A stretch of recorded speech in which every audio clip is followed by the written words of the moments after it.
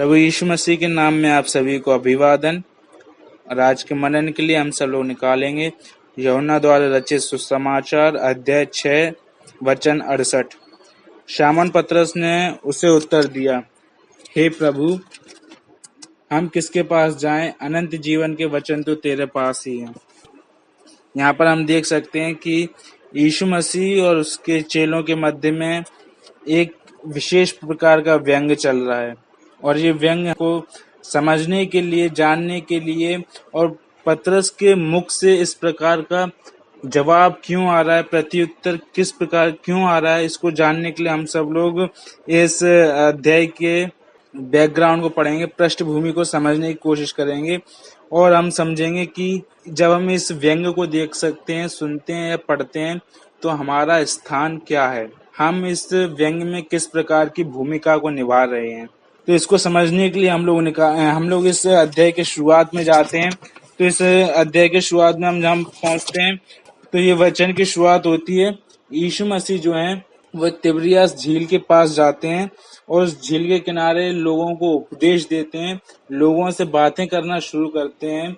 और यीशु मसीह जब बातें करने लग जाते हैं तो यीशु मसीह उन लोगों के साथ इतना संबंध जोड़ लेता है कि यीशु मसीह उनकी आवश्यकताओं को समझने लगता है। और जब यीशु मसीह आवश्यकताओं को समझता है तो हम यहाँ पर देख सकते हैं, वचन बताता है, यीशु ने उन लोगों के लिए एक चमत्कार को किया। जो वहाँ पर एक बड़ी भीड़ थी, 5,000 लोगों को यीशु मसीह ने खाने को खिलाया। ये वहाँ पर यीशु मसीह ने देखा कि लोग भूखे और प्यासे हैं और यीशु मसीह के साथ दिन भर से यीशु मसीह के साथ हैं। तो यीशु मसीह ने उन लोगों को वहाँ पर 5,000 लोगों को खाना खिलाया। और इसके पश्चात जब हम देख सकते हैं, फिर यीशु मसीह उनको जब विदाई दे देता है, हम यहाँ पर देखते हैं 16 वचन से आगे जब पढ़ते हैं तो वचन बताता है कि यीशु मसीह पानी पर चलता है। यीशु मसीह अपने चेलों को दिखाता है, वहां पर एक चमत्कार करता है कि यीशु मसीह पानी पर चलकर आता है।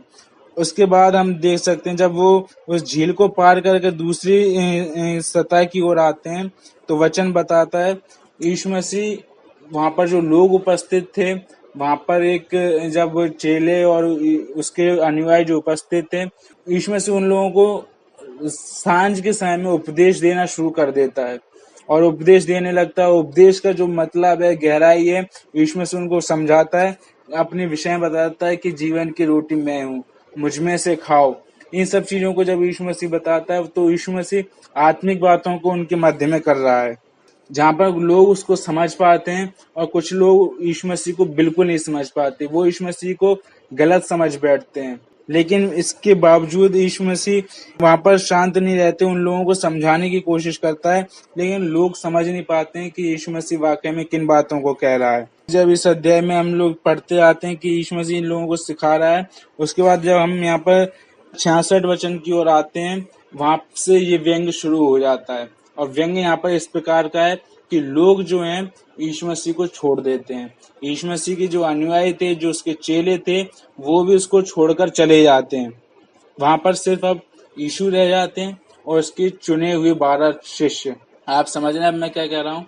मैं कहने की कोशिश कर रहा हूँ कि जो भीड़ यीशु मसीह के साथ थी, वो सिर्फ खाने पीने को लेकर यीशु मसीह के साथ थी।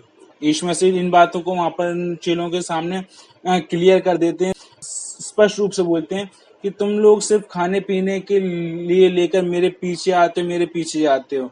लेकिन वाकई में यीशु मसीह जब रात में पहुंच जाते हैं, जब परमेश्वर यीशु मसीह उस अंधेरे से होकर जाते हैं, तो यीशु मसीह सिर्फ कुछ ही लोगों को अपने साथ देखता है, और वो भी उसके खुद के द्वारा चुने गए लोग हैं। यीशु मसीह ने उनको चुन लिया है।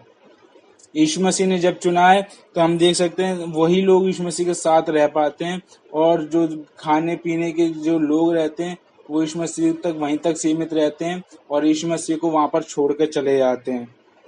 वचन 66 लिखा है, इसके परिणाम स्वरूप उसके शिष्यों में से बहुत से वापस चले गए और फिर उसके साथ ना चले।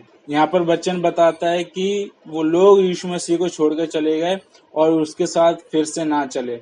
और इसी मध्य में यीशु मसीह अपने चेलों से पूछता है, तुम मेरे विषय में क्या सोचते हो? क्या तुम भी मुझे छोड़ना चाहते हो?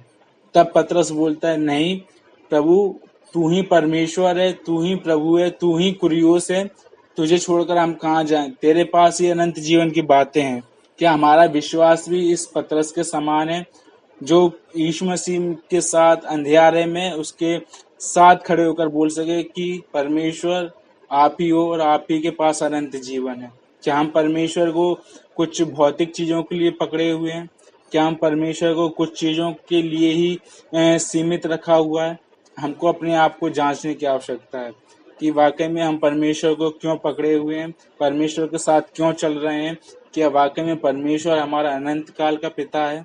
इन सब वचनों के द्वारा प्रभु आप सबको आशीर्वाद करें और परमेश्वर को आप पकड़े रहें, भौतिक चीजों के लिए नहीं लेकिन अपने अनंत काल के लिए।